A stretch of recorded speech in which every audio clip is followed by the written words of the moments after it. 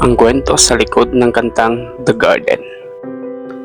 Si Carl Job ay dumaan sa isang napakabigat na pagsubok bago na isulat at inilabas ang kantang The Garden. Namatayan siya ng pamangkin na talagang kinasabikan ng buong pamilya. Dahil sa sobrang sakit at lungkot, mahirap para sa kanya na maunawaan kung bakit pinahintulutan ng Diyos ang ganoong pangyayari.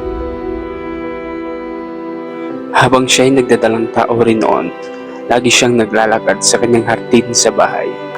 Doon niya naramdaman ang presensya ng Diyos na dahan-dahan siyang pinapakalma at pinapalakas. Naisip niya na tulad ng isang hardin, may mga panahon ng tagtuyo at lungkot, pero may panahon din ng muling pamumunga at pamumulaklak. Ang kantang The Garden ay nagsisilbing awit ng pag-asa. Sa gitna ng sakit at lungkot, si Jesus ay gumagawa ng bagong simoy ng pag-asa. Kung minsan ang buhay ay parang buto, kagaya ni Jesus, namatay, nang sa ganon, magkaroon tayo ng buhay at panibagong kulay.